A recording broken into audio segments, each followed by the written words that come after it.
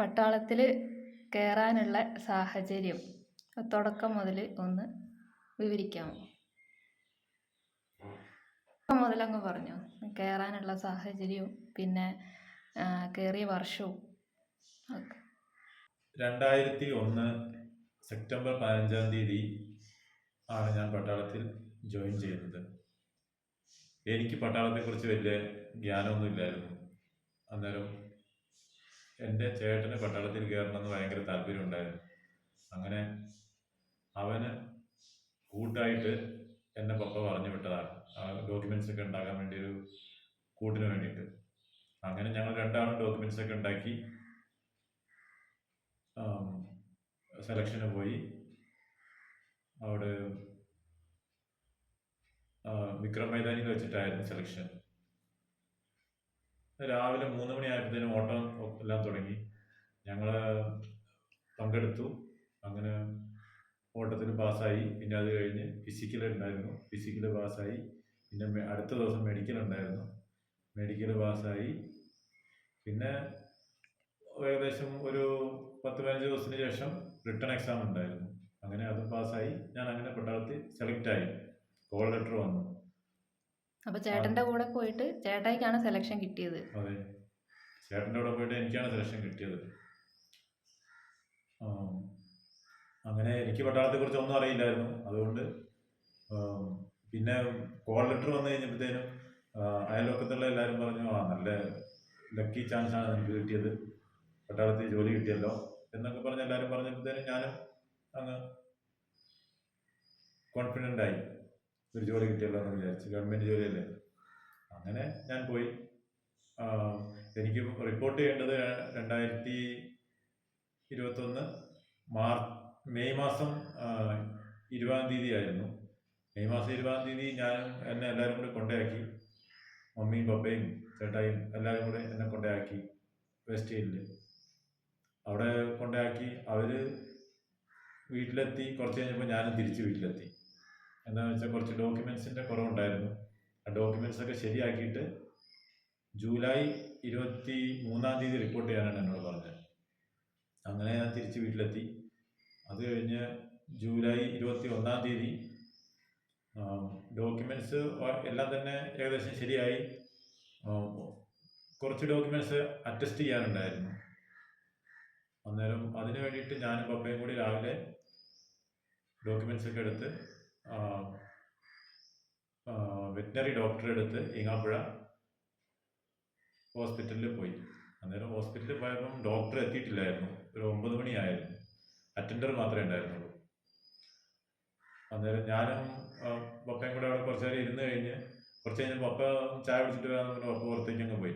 പപ്പ എവിടെ വെറുതെ ഇരിക്കുന്ന സ്വഭാവക്കാരനല്ല. അന്നേരം പപ്പ പുറത്തേക്ക് ഇറങ്ങി അങ്ങ് പോവുകയും ചെയ്തു. കുറച്ച് കഴിഞ്ഞപ്പോൾ ഒരു കരച്ചിൽ, ഒരു ഒച്ച കേട്ടപ്പം അവിടെ അറ്റൻഡറായിട്ട് ഇരുന്ന ആൾ ഇറങ്ങി ഓടി. എന്തോ ആക്സിഡൻ്റ് ആയി തോന്നുന്നു പറഞ്ഞു. അങ്ങനെ ഞാനും പുറകെ ഓടി. അങ്ങനെ അവിടെ ചെന്ന് നോക്കുമ്പം കുറച്ച് ആൾക്കൂട്ടം കണ്ടു. അങ്ങനെ നോക്കുമ്പോൾ ഒരാളെ വണ്ടിയിലോട്ട് കയറ്റുന്നു, ജീപ്പിലോട്ട്. അന്നേരം ഞാൻ പെട്ടെന്ന് നോക്കുമ്പോഴാണ് എൻ്റെ പപ്പേനെയാണ് കയറ്റുന്നതെന്ന് മനസ്സിലായി. അങ്ങനെ ഞാൻ എൻ്റെ പപ്പയെന്ന് പറഞ്ഞ് ഞാൻ പിന്നെ വണ്ടിയിൽ ചാടി കയറി. അന്നേരത്തേക്കും പപ്പയ്ക്ക് ബോധം ഉണ്ടായിരുന്നില്ല. അന്നേരത്തേക്കും പപ്പയുടെ കാണപ്പെട്ട മുറിവുകളൊന്നും ഇല്ലായിരുന്നു. ചുണ്ടിന് ചെറിയൊരു മുറിവും കൈക്ക് ചെറിയൊരു പോറലും ഉണ്ടായിരുന്നുള്ളൂ. അങ്ങനെ താമരശ്ശേരി താലൂക്ക് ആശുപത്രി കൊണ്ടുപോയി. താമരശ്ശേരി താലൂക്ക് ആശുപത്രി കൊണ്ടു ചെന്നപ്പോൾ അവർ പറഞ്ഞു അത് ഭയങ്കര സീരിയസ് ആണ്, പെട്ടെന്ന് തന്നെ മെഡിക്കൽ കോളേജ് എത്തിക്കണം എന്ന് പറഞ്ഞു. അന്നേരമാണ് എനിക്ക് പെട്ടെന്ന് പേടിയായത്. ആരെ വിളിച്ചു പറയാൻ ഫോണോ കാര്യങ്ങളോ ഒന്നും ഇല്ലല്ലോ. അന്നേരം ആരെ മമ്മീനോട് വിളിച്ചു പറയണോ ആരോട് വിളിച്ചു പറയണോ എന്നുള്ള ഒരു അറിവുമില്ല. പെട്ടെന്ന് അറിഞ്ഞു കഴിഞ്ഞാൽ വീട്ടുകാരും ടെൻഷൻ ആവുമല്ലോ. അതുകൊണ്ട് ഞാൻ ഇങ്ങനെ ടെൻഷനായിട്ട് ഇങ്ങനെ ഇരിക്കുകയായിരുന്നു. അന്നേരം പിന്നെ അടുത്ത ആംബുലൻസിൽ കയറി പെട്ടെന്ന് തന്നെ കോഴിക്കോട്ടേക്ക് പോയി. കോഴിക്കോട്ട് ചെന്നിട്ട് എൻ്റെ ആൻറ്റി അങ്കിളൊക്കെ ഉണ്ട് മെഡിക്കൽ കോളേജിൽ. പക്ഷേ ഞാൻ 1-2 പ്രാവശ്യം അവിടെ പോയിട്ടുള്ളൂ മെഡിക്കൽ കോളേജിൽ. ആൻറ്റി അവിടെ ഉള്ളത് എനിക്കറിയാം, ലണ്ടനിലാണ്. അന്നേരം ആൻറ്റീനെ അവിടെ ചെന്നിട്ട് പിന്നെ ആൻറ്റീനെ കാണാൻ ഓടണോ എങ്ങോട്ട് ഓടണം എന്നുള്ള ഫുള്ള് ടെൻഷനിലായിരുന്നു ഞാൻ. അങ്ങനെ ഞാൻ ബൈ ചാൻസ് ഞാനവിടെ എത്തി. അത്യാഹിത വിഭാഗത്തിലോട്ട് വണ്ടി എത്തിയതും ആൻറ്റിയും അങ്കിളൊക്കെ അവിടെ തന്നെ ഉണ്ടായിരുന്നു. എന്താണെന്ന് വെച്ചാൽ അടിവാരത്തേക്ക് വിളിച്ചു പറഞ്ഞ്, പപ്പനെ അറിയുന്നവരൊക്കെ വിളിച്ചു പറഞ്ഞ് അങ്ങനെ അവിടെ എല്ലാം റെഡിയാക്കി വെച്ചിരുന്നു. ആൻറ്റിയൊക്കെ അറിഞ്ഞായിരുന്നു. അങ്ങനെ അവരെല്ലാം സെറ്റാക്കി വെച്ചിരുന്നു അവിടെ പപ്പ ചെല്ലുന്നത് റിസീവ് ചെയ്യാൻ വേണ്ടിയിട്ടാണ്. അങ്ങനെ അവിടെ ചെന്ന് പപ്പനെ സ്കാൻ ചെയ്ത് പിന്നെ ഒരു ഇതിലോട്ട് മാറ്റി, വാർഡ് മാതിരിയുള്ള വാർഡല്ല, ICU തന്നെ. അതിലോട്ട് മാറ്റിയപ്പോൾ എന്നോട് പറഞ്ഞു, ശരി പപ്പയ്ക്ക് ഇപ്പോൾ വലിയ കുഴപ്പമൊന്നുമില്ല, നീ പോയി ഡോക്യുമെന്റ്സ് ഒക്കെ എടുത്തോണ്ട് വരാൻ പറഞ്ഞു. അങ്ങനെ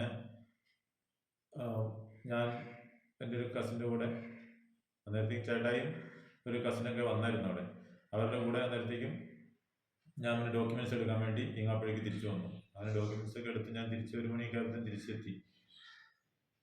അന്നേരം പിന്നെ പപ്പനെ ഡോക്ടറെ അടുത്ത് നോക്കുമ്പോൾ ഡോക്ടർ ഇങ്ങനെ ഭയങ്കര സീരിയസ് ആയിട്ട് ഇങ്ങനെ പറയുന്നുണ്ട്, ഫുള്ള് മൊത്തം ഫ്രാക്ചറാണ്, ഡേഞ്ചറസ് സിറ്റുവേഷൻ ആണെന്നൊക്കെ അവരിങ്ങനെ സംസാരിക്കുന്നത് കേട്ടു.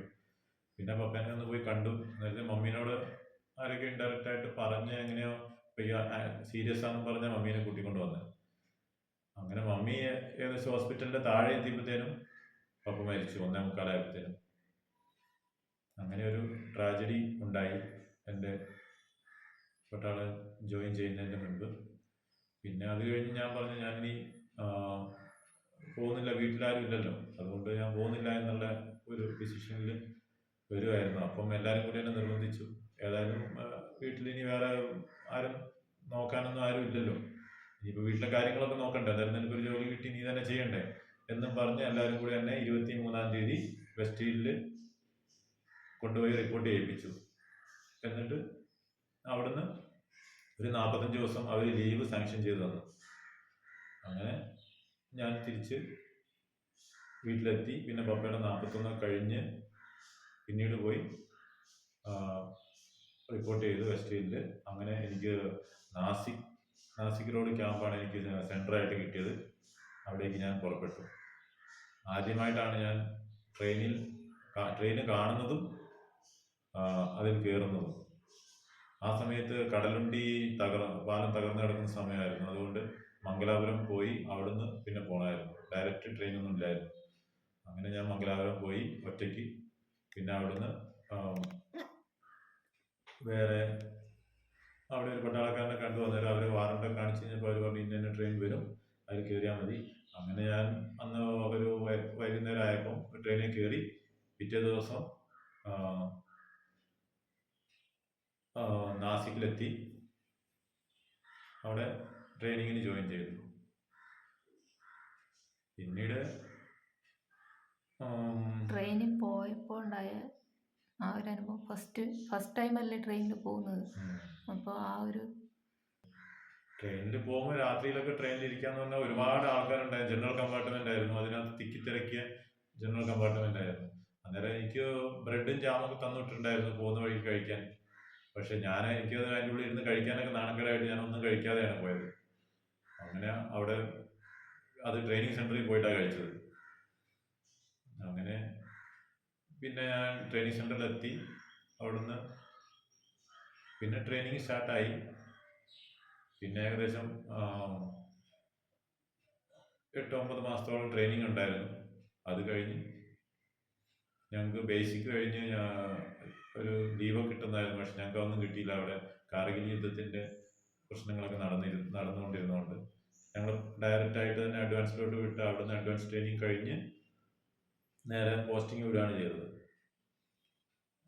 അപ്പോൾ റേഡിയോ ഓപ്പറേറ്റർ ആയിട്ടാണ് എനിക്ക് അതിൽ ട്രേഡ് കിട്ടിയത്. ട്രെയിനിങ് പീരീഡ് എങ്ങനെയായിരുന്നു?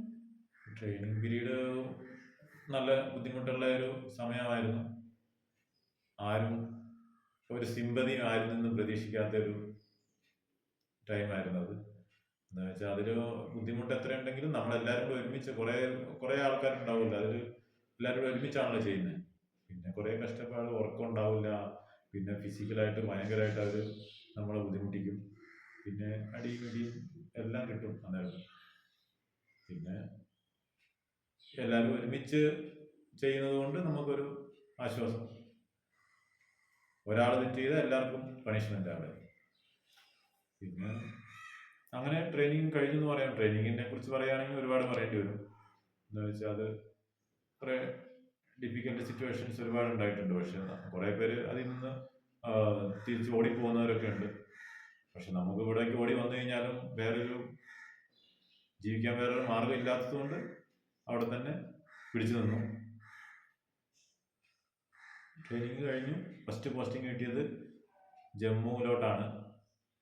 ജമ്മുവിലേക്ക് ഞങ്ങൾ കുറേ പേര് ട്രെയിൻ കയറി. അങ്ങനെ ജമ്മുവിലെത്തി. പിന്നെ അവിടുന്ന് തങ്കദാർ എന്ന സ്ഥലത്തേക്കാണ് ഞങ്ങളുടെ ഫസ്റ്റ് പോസ്റ്റിംഗ്. അവിടെ പോയി ജോയിൻ ചെയ്തു. അങ്ങനെ ഞങ്ങൾ തോക്കൊക്കെ ആദ്യമായിട്ട് തോക്കും കൊണ്ടൊക്കെ പോയിക്കൊണ്ടിരുന്നത്. അന്നേരം ഫസ്റ്റിലാണ് തോക്കൊക്കെ സ്വന്തമായിട്ടൊരു തോക്കൊക്കെ തന്നു. പിന്നെ എവിടെ പോയാലും ആ തോക്കും കൊണ്ട് വേണം പോകാൻ ജമ്മുവിൽ. പിന്നെ അവിടെ ഭയങ്കര കുറച്ച് ക്രിട്ടിക്കലായിട്ടുള്ള ഏരിയ ആയിരുന്നു. ഇടയ്ക്കിടയ്ക്ക് ഫയറിങ് ഉണ്ടാവും. ഇവിടുന്ന് ഇങ്ങോട്ടും അവിടുന്ന് ഇങ്ങോട്ടും ഇവിടുന്ന് അങ്ങോട്ടും ഒക്കെ ഇടയ്ക്കിടയ്ക്ക് ഫയർ ചെയ്തുകൊണ്ടിരിക്കും. പിന്നീട് അവിടുന്ന് ഒരു 1.5 വർഷത്തോളം അവിടെ കഴിച്ചു. അവിടുന്ന് ഫോൺ വിളിക്കണമെങ്കിലൊക്കെ ഭയങ്കര ബുദ്ധിമുട്ടായിരുന്നു. ഫോൺ വിളിക്കാന്ന് പറഞ്ഞാൽ ഒരുപാട് മണിക്കൂറുകൾ ക്യൂ നിൽക്കണം. ഒരുപാട് പട്ടാളക്കാരുണ്ടാവും. അത് സാറ്റലൈറ്റ് ഫോണാണ്. അവിടുന്ന് നമ്മൾ ഇവിടുന്ന് അങ്ങോട്ട് പറയുമ്പം അവർ ഇങ്ങോട്ടും പറയാന്നുണ്ടെങ്കിൽ നമുക്ക് വൺ വേ കമ്മ്യൂണിക്കേഷനാണ്. അന്നേരം അത് രണ്ടുപേർക്കും മനസ്സിലാകാത്ത രീതിയിലാണ്. അതുകൊണ്ട് നമ്മൾ ഇവിടെ ഉള്ളവരോടെയും പറഞ്ഞ് മനസ്സിലാക്കണം. നമ്മൾ പറഞ്ഞ് കഴിഞ്ഞിട്ട് വേണം അവർ പറയാൻ. അവർ പറഞ്ഞു കഴിഞ്ഞിട്ട് വേണം നമ്മൾ പറയാൻ. അതൊക്കെ പറഞ്ഞ് മനസ്സിലാക്കണം. അത് നമ്മുടെ വീട്ടിലും ഫോണൊന്നുമില്ല. അടുത്ത വീട്ടിലായിരിക്കും ഫോൺ. ആദ്യം വിളിക്കണം, അത് കഴിഞ്ഞിട്ട് പറയണം ഇത്ര സമയത്തിനുള്ളിൽ വിളിക്കും. അത്ര സമയത്തിനുള്ളിൽ ചിലപ്പോൾ നമുക്ക് വിളിക്കാൻ പറ്റിക്കോണമെന്നില്ല. അന്നേരത്തെ ചിലപ്പോൾ ലൈൻ കട്ടാവും. പിന്നെ അടുത്ത ദിവസമൊക്കെ ആയിരിക്കും വിളിക്കുക. അങ്ങനെ ഓരോരോ പ്രശ്നങ്ങൾ ഉണ്ട്. പിന്നെ ലെറ്റർ എഴുതും, കത്തുകൾ എഴുതാം. കത്തുകളൊക്കെ അവരൊക്കെ വായിച്ച് നോക്കിയിട്ടൊക്കെ കത്തുകൾ വീട്ടിലേക്ക് വിടുകയുള്ളൂ. അത് വരുന്ന കത്തുകളെല്ലാം അവർ വായിച്ച് നോക്കും, മേലുദ്യോഗസ്ഥന്മാർ. എന്താണെന്ന് വെച്ചാൽ സെക്യൂരിറ്റി പരമായ എന്തെങ്കിലും അതിനകത്ത് ഉണ്ടോ എന്നുള്ളതാണ് അവർ ചെക്ക് ചെയ്യുന്നത്. പിന്നെ അവിടുന്ന് പിന്നെ 1.5 വർഷം കഴിഞ്ഞപ്പോൾ സെക്കൻഡറാബാദ് പോസ്റ്റിംഗാണ്. സെക്കൻഡറാബാദ് വന്നു. സെക്കൻഡറാബാദിൽ കുഴപ്പമില്ലായിരുന്നു. നല്ല ലൊക്കേഷനായിരുന്നു. പീസ് ലൊക്കേഷനാണ്. പിന്നെ ഭയങ്കര ബിസി ഷെഡ്യൂളായിരുന്നു അവിടെ. പിന്നെ അവിടുന്ന് ഇടയ്ക്ക് എക്സസൈസിന് പോകും. ഞങ്ങൾ രാജസ്ഥാനിലോട്ട് പ്രാക്ടീസ് ക്യാമ്പിന് പോകും. അവിടേക്ക് ട്രെയിനിലാണ് പോവുക. അന്നേരം ഉള്ള വണ്ടികളും എക്യുപ്മെൻറ്റും എല്ലാം ലോഡ് ചെയ്ത് ഞങ്ങൾ പോവാം. അങ്ങനെ ഒരു 2-3 മാസം രാജസ്ഥാൻ ക്യാമ്പിലുണ്ടാവും. അത് കഴിഞ്ഞ് അവിടെ യുദ്ധത്തിൻ്റെ എല്ലാ പ്രാക്ടീസുകളും കാര്യങ്ങളും എല്ലാം ചെയ്ത് പിന്നെ ഞങ്ങൾ തിരിച്ച് പിന്നെ യൂണിറ്റ് വരും. പിന്നെ അങ്ങനെ എല്ലാ വർഷവും പോവും. അങ്ങനെ ഒരു റൊട്ടീനായിട്ട് അങ്ങനെ പോയി. കുറേ ബുദ്ധിമുട്ടും കാര്യങ്ങളൊക്കെ ഉണ്ടായിരുന്നു. പിന്നെ ഇടയ്ക്ക് ലീവ് വരും. പിന്നെ അത് കഴിഞ്ഞ് വർഷത്തിൽ എത്ര ലീവ് കിട്ടും? വർഷത്തിൽ അന്ന് ഞങ്ങൾ പുതിയ പിള്ളേരായതുകൊണ്ട് ഞങ്ങൾക്ക് 45 ദിവസം ലീവും 15 ദിവസം ക്യാഷ് ലീവ് കിട്ടുള്ളൂ. ബാക്കിയുള്ള 15 ദിവസം എൻഗേജ്മെൻറ്റ് ചെയ്യാൻ പറയും. അങ്ങനെ ഞങ്ങൾക്ക് വീട്ടിൽ വരും, തിരിച്ചു പോകും. വീട്ടിൽ നിന്ന് തിരിച്ചു പോകുമ്പോൾ ഒരു വിഷമമായിരിക്കും. അവിടെ ചെന്ന് കഴിയുമ്പോൾ നമ്മൾ വിചാരിക്കും അവിടെ ചെന്ന് കഴിയുമ്പോൾ ഫുള്ള് ബിസി ആണെന്നുണ്ടെങ്കിൽ നമുക്ക് വീടിനെ കുറിച്ചുള്ള ചിന്തയൊന്നും ഉണ്ടാവില്ല. അന്നേരം നമ്മൾ അവിടെ ചെന്ന് വല്ല ഫ്രീ ആയിട്ടുള്ള വല്ല ജോലി നമുക്ക് കിട്ടുന്നെങ്കിൽ നമുക്ക് വീടിനെ കുറിച്ചുള്ള ഒരു വിഷമങ്ങളും ബുദ്ധിമുട്ടുകളും ഇങ്ങനെ ഒരു ഫീലിംഗ് ആയിരിക്കും കുറച്ച് ദിവസത്തേക്ക്. പിന്നീട് അവിടെ ആയിട്ടങ്ങ് ഇതായിട്ട് പോകും. പിന്നെ പോസ്റ്റിംഗ് കിട്ടിയതിൽ ഏറ്റവും ബുദ്ധിമുട്ടുള്ള സ്ഥലങ്ങൾ എവിടെയാണ്? പോസ്റ്റിംഗ് കിട്ടിയതിലിപ്പോൾ ബുദ്ധിമുട്ടായിട്ടുള്ളത് എത്തിപ്പെടാനും എല്ലാം ബുദ്ധിമുട്ടുള്ളത് അരുണാചൽ പ്രദേശ്. പിന്നെ ലേയിലും ബുദ്ധിമുട്ടായിരുന്നു എത്തിപ്പെടാൻ. ലേയിൽ പിന്നെ ഫ്ലൈറ്റ് ഉണ്ടായിരുന്നു. അരുണാചൽ പ്രദേശിലും ബൈ റോഡ് തന്നെ പോകണം. എത്തിപ്പെടണമെങ്കിൽ ഭയങ്കര കാൻവായ് വഴി പോകണം. അത് 2 ദിവസം എടുക്കും. 2-3 ദിവസമൊക്കെ എടുക്കും തവാങ്ങിലോട്ട് എത്തണമെങ്കിൽ. അങ്ങനെ റോഡുകളൊക്കെ ഭയങ്കര ഡേഞ്ചറായിട്ടുള്ള റോഡുകളാണ്. അതിൻ്റെ ഒരു സൈഡിലോട്ട് വലിയ കൊക്കയാണ്. ഒരുപാട് വണ്ടികളും ഒരുപാട് ആൾക്കാരൊക്കെ അതിൻ്റെ താഴോട്ട് പോയിട്ടുള്ളതാണ്. അന്നേരം ഓരോ വളവിലും എഴുതി വെച്ചിട്ടുണ്ടാവും ഇത്ര പേര് താഴോട്ട് പോയിട്ടുണ്ട്.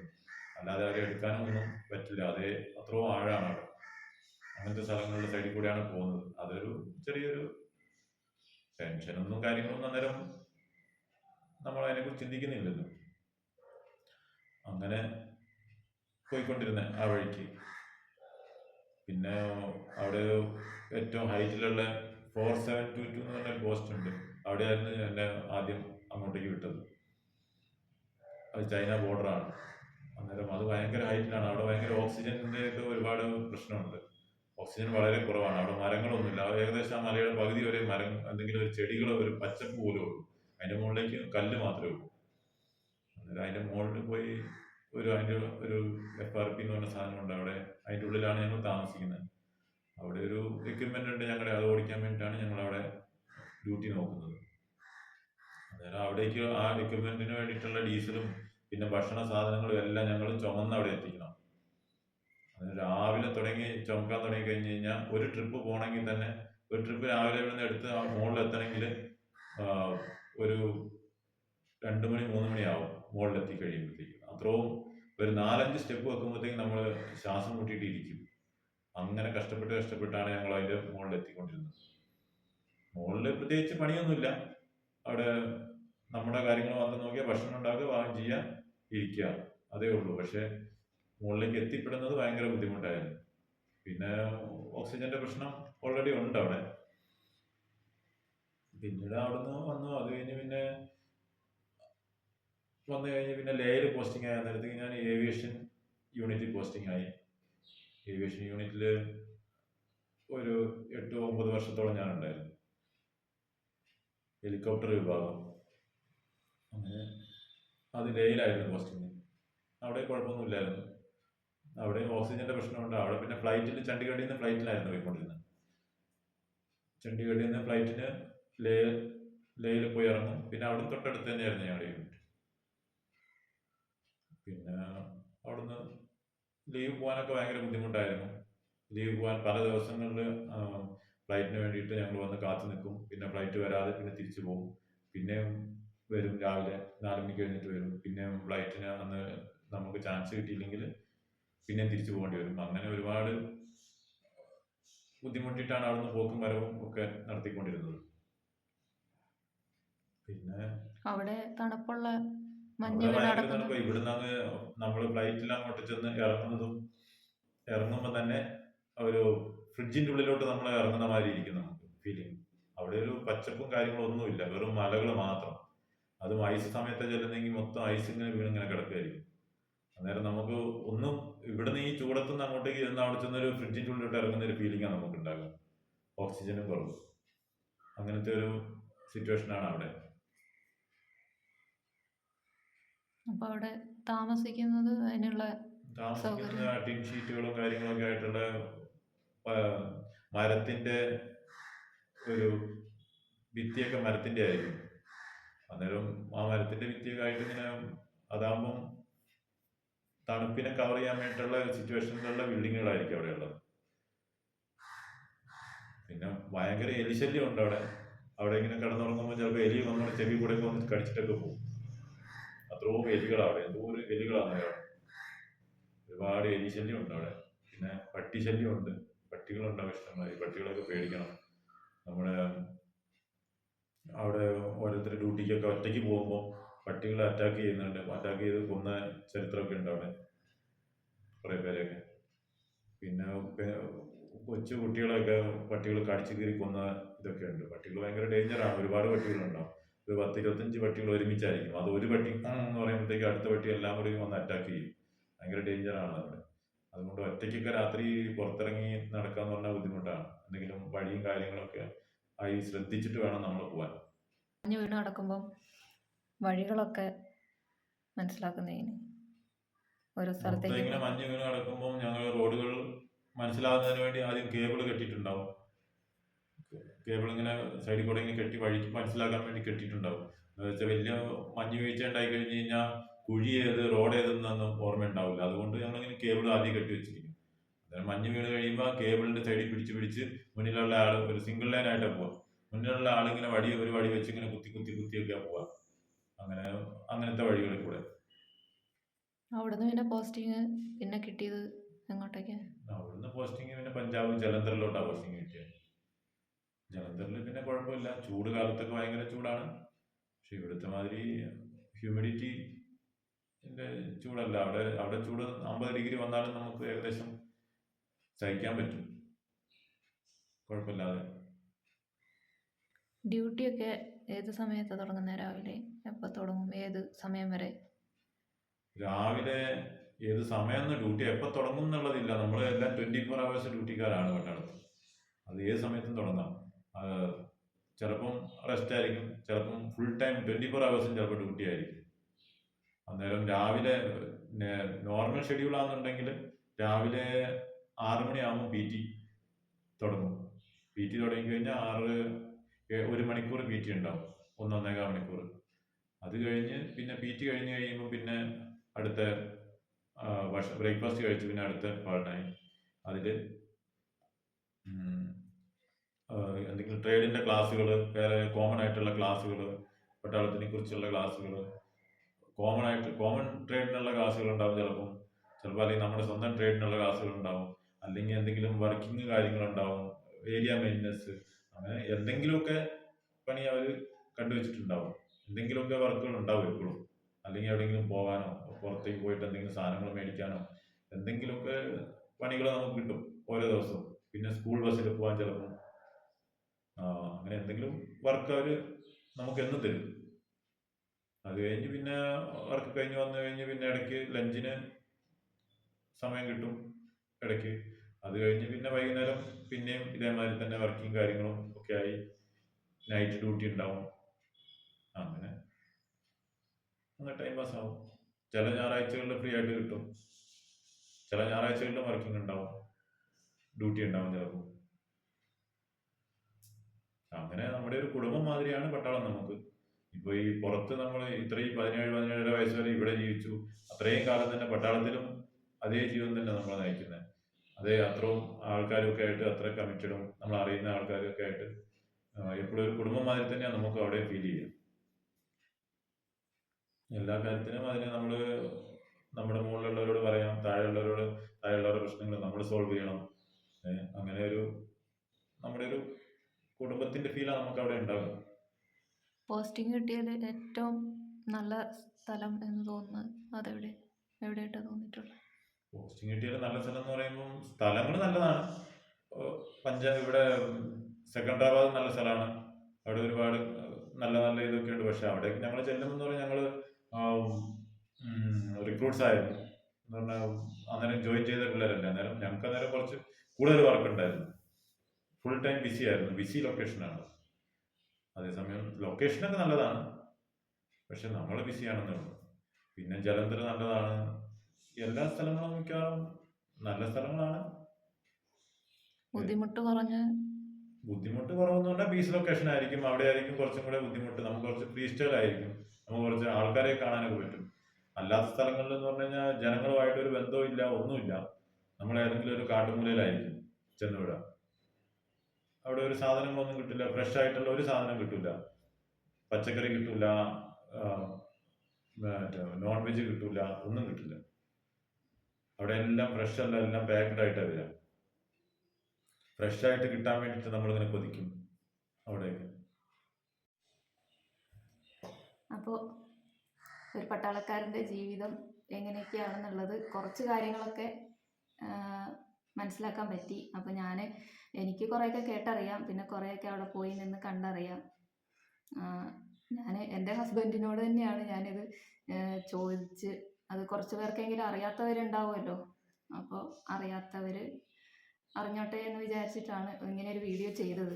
അപ്പോൾ ഞങ്ങൾക്ക് രണ്ടുപേർക്കും ഇങ്ങനെ ഒരു വീഡിയോ എങ്ങനെയാണ് ചെയ്യേണ്ടതെന്നൊന്നും അറിയത്തൊന്നുമില്ല. എന്താ ചോദിക്കേണ്ടതെന്നോ എങ്ങനെയാണ് ചോദിക്കേണ്ടതെന്നൊന്നും എനിക്കറിയത്തില്ലായിരുന്നു. ചേട്ടായിക്കും എങ്ങനെ പറയണ്ടതെന്നൊന്നും അറിയത്തില്ല. ചേട്ടായി ആദ്യമായിട്ടാണ് വീഡിയോയിൽ ഇങ്ങനെ സംസാരിക്കുന്നത്, ആദ്യമായിട്ടാണ് വീഡിയോയിൽ വന്ന് ഇങ്ങനെ ഇരുന്ന് സംസാരിക്കുന്നത്. അപ്പോൾ എന്താ പറയണ്ടതെന്നോ എങ്ങനെയാണ് സംസാരിക്കേണ്ടതെന്നൊന്നും അറിയത്തില്ലായിരുന്നു. അപ്പം പറയാൻ പറ്റുന്ന പോലെ ചേട്ടായി പറഞ്ഞു. എനിക്കും എന്താ ചോദിക്കേണ്ടതെന്ന് അറിയത്തില്ലായിരുന്നു. ഞാനും അന്നേരം കിട്ടിയതുപോലെയൊക്കെ ഞാനും ചോദിച്ചു. ചേട്ടാനോട് പറഞ്ഞു സാധാരണ പറയുന്നത് പോലെ അങ്ങ് പറഞ്ഞാൽ മതി എന്ന് പറഞ്ഞു. അപ്പം ഇത്രയൊക്കെ പറഞ്ഞു. അപ്പോൾ ഇത് ലോങ് വീഡിയോ ആയിപ്പോയി. അപ്പോൾ 2 ഭാഗമായിട്ട് പാർട്ട് 2 ആയിട്ട് വേറെ ഇടാം. അപ്പോൾ വീഡിയോ ഇഷ്ടപ്പെട്ടാൽ പാർട്ട് 2 ഇടണോ വേണ്ടയോ എന്ന് കമൻറ്റ് ചെയ്യുക. അപ്പോൾ അടുത്ത ഭാഗം ഇടാം. അപ്പോൾ വീഡിയോ ഇഷ്ടപ്പെട്ടാൽ ലൈക്ക് ചെയ്യുക. Bye bye. ടാറ്റ.